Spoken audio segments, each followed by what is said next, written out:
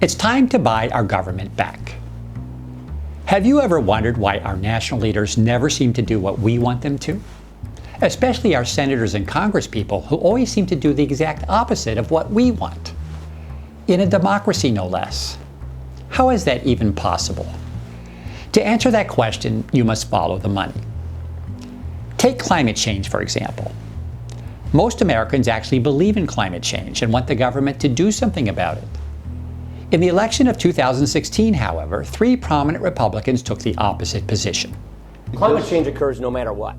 The question is, can and should the federal government do something about it? And I would argue the federal government, with all these tax and regulatory schemes, can't. I do not believe that human activity is causing these dramatic changes to our climate the way these scientists are portraying it. Climate change is not science. It's religion. Why would these 3 highly intelligent men make statements that are obviously false, out loud, for everyone to hear? To answer that question, we must follow the money. First, the total amount spent on lobbying and campaign financing by energy industries in 2016 was $117 million. Why so much? Here were the top 3 spenders. As far as direct contributions to Congress, the total was nearly $30 million, of which 86% went to Republicans. Who were the top 3 recipients of the private money? Paul Ryan, Marco Rubio, and Ted Cruz. Now that's interesting. So what is the apparent price of a prominent lie repeatedly told by an influential government leader? Apparently about $600,000. Double that if you want your leader to say something completely absurd, such as, climate change is not science, it's religion. Our next example is healthcare. Although a majority of all Americans support Medicare for all, we have not expanded access to Medicare for anyone. Even when Democrats controlled Washington, they could not agree to make Medicare even an option on the health exchange. Why not? Once again, we must follow the money. I would imagine that health organizations are not thrilled with the idea of competing against Medicare, so let's see whether they behave like the oil and gas industry.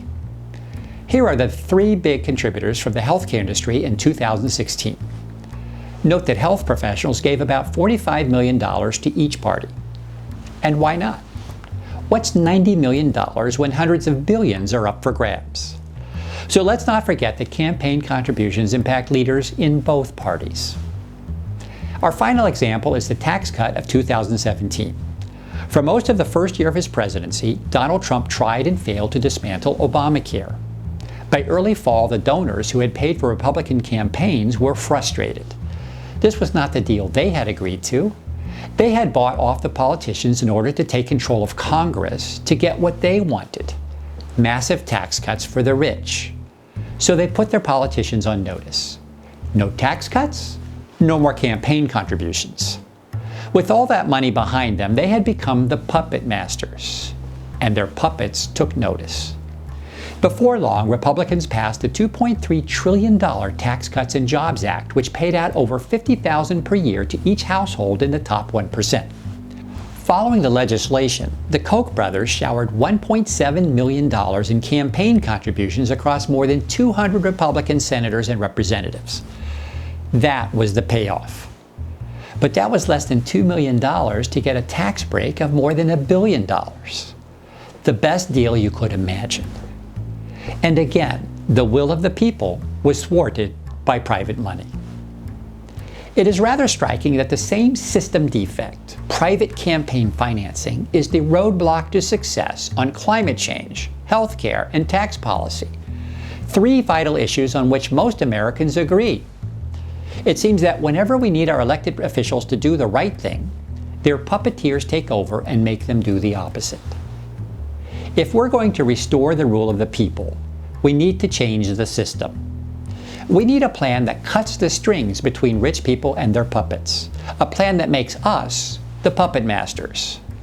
That plan is public campaign financing, the complete funding of national elections by tax dollars. The idea of public campaign financing is not new, of course.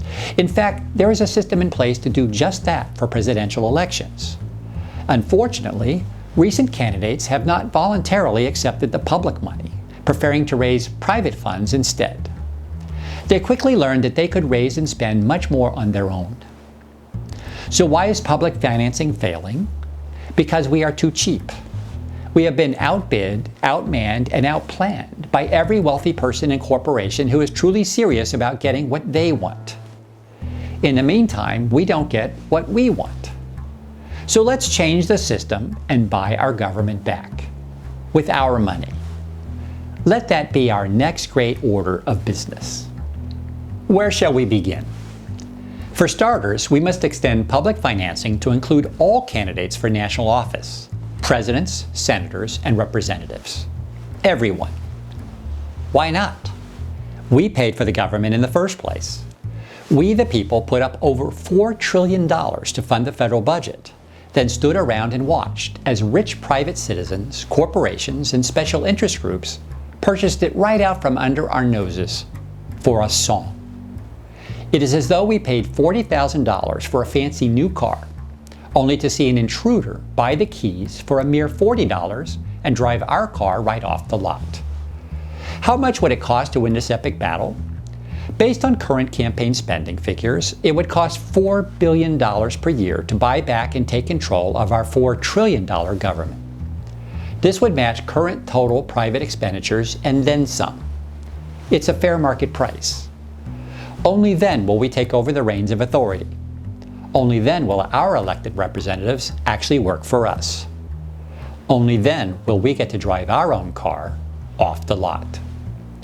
The U.S. Supreme Court has ruled that candidates may not be forced to accept public money in lieu of private funds, so we will throw in an incentive to sweeten the pot. Whenever a candidate chooses not to accept public financing, his opponent will get both shares, double the money. Surely no one will agree to funnel so much cash and media exposure to his opponent. So who would resist such an obvious solution? Unfortunately, everyone. Current office holders will be opposed because the present system strongly favors their re-election, as most private money goes to incumbents. And all those private contributors will also be opposed, of course. No one wants to be outbid, outmanned, and outplanned. Certainly not by ordinary voters, not when they have such a fantastic bargain. They will become completely unhinged at the possibility of American voters taking back control of their own government. This is where you and I, the American people, come in. We have the one thing our leaders want even more than money. The sparkling jewel that all this money is really intended to buy in the first place. The holy grail of every politician ever born. Our vote. This is our true currency, the simple lever that can move the world, our precious. So let's use it. We the people must insist on public financing of campaigns for the House, the Senate, and the presidency, and we must withhold our vote from any candidate who refuses to support us. More important, we must plot our revenge on any national office holders who work against us. At the very next election cycle, we must toss them out of office. Again and again, we must reject the transgressors until they get the message. We, the American people, are determined to buy our government back, and we will withhold our precious votes until we get it. If we truly band together, no one can stop us. Hi, I'm Nate Link, and I hope you were enlightened by this video essay. For more video essays on evidence-based politics and science, please subscribe to my YouTube channel, Nate Link MD, and read my book, The Ailing Nation, winner of 2 National Book Awards and available online at Amazon and Barnes & Noble. Thank you.